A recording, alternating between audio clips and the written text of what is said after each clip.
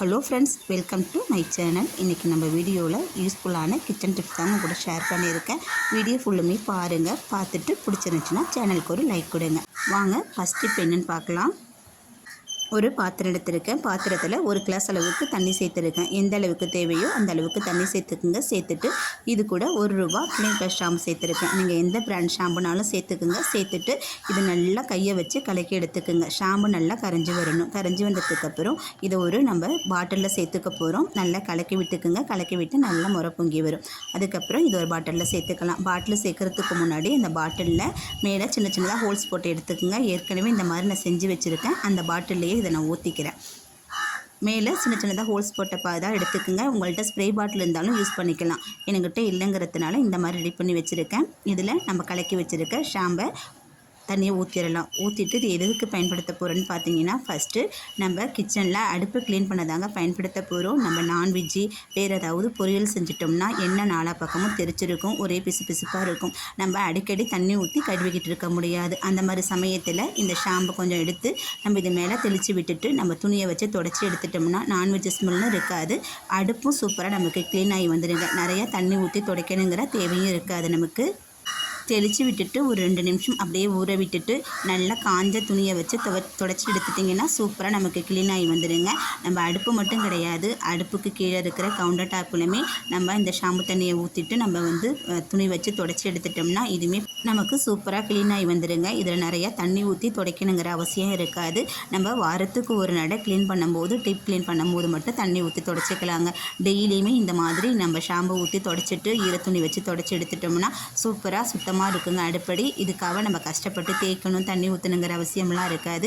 ₹1 shampoo இருந்தால் போதும், கிச்சனை சூப்பராக நம்ம க்ளீன் பண்ணி எடுத்துடலாங்க. எந்த நான்வெஜ் வாடையும் இருக்காது, எண்ணெய் பிசு பிசுக்க இருக்காது. நல்லா தேய்ச்சி விட்டுட்டு இந்த மாதிரி காஞ்ச துண்டை வச்சு நம்ம தொடச்சி எடுத்துட்டோம்னா தண்ணி எல்லாமே துண்டு இழுத்துக்கும், பளிச்சுன்ட்டு இருக்குங்க.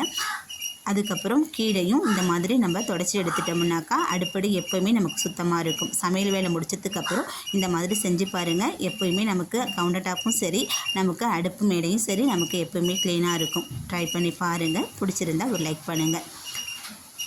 நீங்கள் காஞ்ச துண்டு வச்சு தான் துடைக்கணும். இந்த மாதிரி ஈரத்துணியை வச்சு துடைச்சிங்கனாக்கா அடுப்பு மேலே பார்த்தீங்கன்னா இந்த மாதிரி ஒரு மாதிரி அழுக்கு படிஞ்ச கோடு இருக்கும். அதனால் நல்லா காஞ்ச துணியை வச்சு நம்ம ஷாம்பு தெளித்ததுக்கப்புறம் துடைச்சி எடுத்திங்கன்னா அடுப்பும் சரி கவுண்டர் டாப்பும் சரி பளிச்சுட்டு இருக்கும். என்னோடய கவுண்டர் டாப்பை அப்பப்போ க்ளீன் பண்ணும்போது தண்ணி கீழே வடிஞ்சு ஊற்றிடும். அதனால் நான் டெய்லியுமே இந்த மாதிரி துண்டு வச்சு தான் துடைச்சி எடுத்துப்பேன்.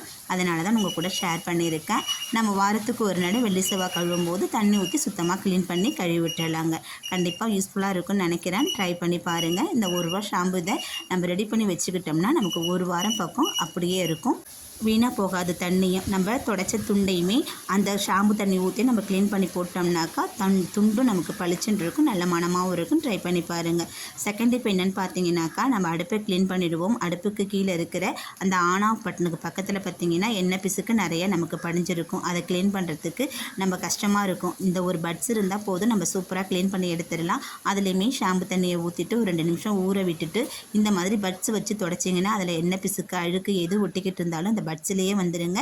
நம்ம அதை கழட்டிக்கிட்டு துடைக்கணுங்கிறதெல்லாம் அவசியம் இருக்காது. நம்ம வாரத்துக்கு ஒரு நடை இந்த மாதிரி செஞ்சு வச்சுக்கிட்டோம்னா எப்போயுமே இந்த ஆன் ஆஃப் பட்டன் நல்லா வேலை செய்யும். நமக்கு வீணாகவும் போகாது, க்ளீன் பண்ணி எடுத்துக்கலாம். நம்ம இந்த மாதிரி பாருங்கள், பட்ஸ் வச்சு சுத்தம் பண்ணிங்கன்னா சூப்பராக க்ளீன் ஆகி வந்துடும். கண்டிப்பாக யூஸ்ஃபுல்லாக இருக்கும்னு நினைக்கிறேன். ட்ரை பண்ணி பாருங்கள். வாங்க இப்போ நெக்ஸ்ட் டிப் என்னென்னு பார்க்கலாம். நம்ம நெக்ஸ்ட் இப்போ என்னென்னு பார்த்தீங்கன்னாக்கா, அடுப்பு துடைப்போம். அடுப்பு துடைக்கும் போது நமக்கு ஒரு கையால் தூக்கிக்கிட்டு ஒரு கையால் துடைக்கிறதுக்கு நமக்கு கஷ்டமாக இருக்குங்க. அந்த மாதிரி சமயத்தில் இந்த டிப்பை ஃபாலோ பண்ணிக்கோங்க.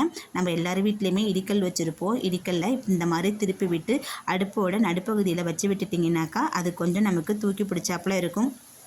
நம்ம ஈஸியாக நம்ம க்ளீன் பண்ணி எடுக்கலாங்க. அது கீழே வடிஞ்சிருக்க சாதமாக இருந்தாலும் சரி, டீ அந்த மாதிரி வடிஞ்சிருக்கும் இல்லையா, அதை க்ளீன் பண்ணி எடுக்கிறதுக்கு ஈஸியாக இருக்கும்.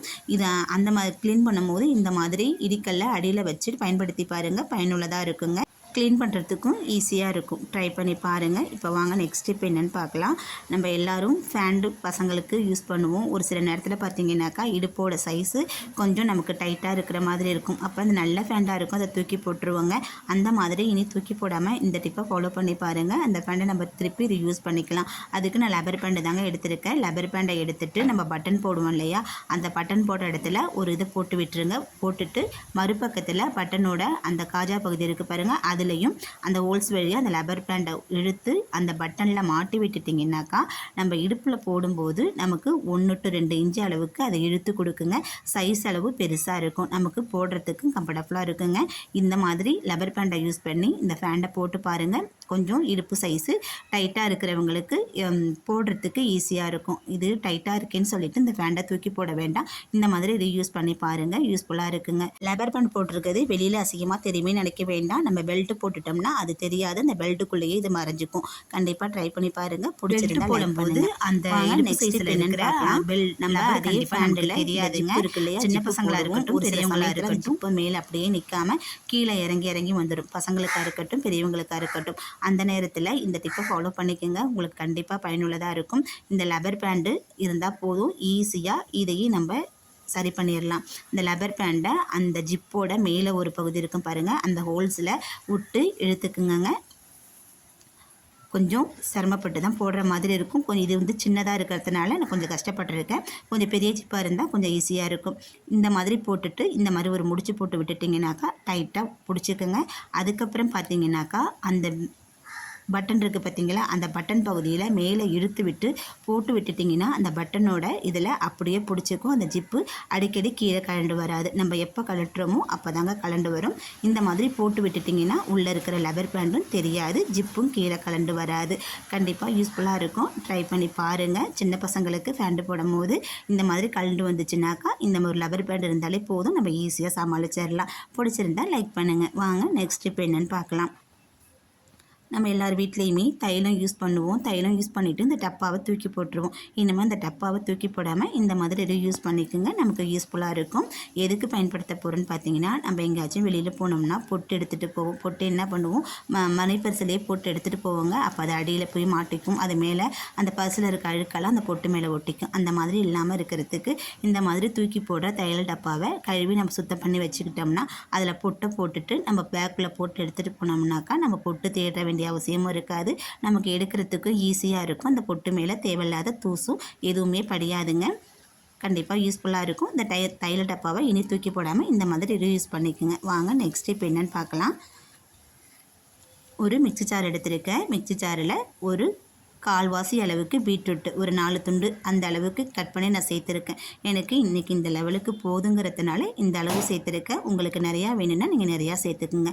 இதில் ஒரு 1/2 ஸ்பூன் அளவுக்கு தண்ணி சேர்த்துக்குங்க. ரொம்ப தண்ணி சேர்த்துட வேண்டாம், கொஞ்சமாக தண்ணி சேர்த்து இதை நம்ம அரைச்சி எடுத்துகிட்டு வந்துடலாம். இந்த மாதிரி அரைச்சி வந்த விழுதை ஒரு வடிகட்டி வச்சு நம்ம சுத்தமாக வடித்து எடுத்துக்கலாங்க. அந்த பீட்ரூட்டு சாறு மட்டும் தான் நமக்கு வேணும், அந்த மேலே இருக்கிற சக்கை நமக்கு வேண்டாம். இந்த மாதிரி ஒரு வடிகட்டி வச்சு அந்த தண்ணியை நல்லா ஃபில்ட்ரு பண்ணி எடுத்துக்குங்க.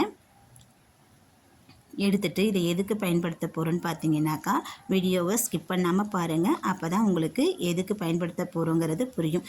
நம்ம வடிகட்டி எடுத்துட்டோம், அந்த சக்கையை தூக்கி போட்டுட்டு இந்த தண்ணி இந்த லெவலுக்கு நமக்கு கிடச்சிருக்கு. இதை ஒரு பாத்திரத்தில் நம்ம மாற்றிக்கலாம். பாத்திரத்தில் சேர்க்குறதுக்கு முன்னாடி இந்த ஒரு பொருளை மட்டும் இதில் சேர்த்து பாருங்கள், கண்டிப்பாக நீங்களே ஷாக் ஆவீங்க.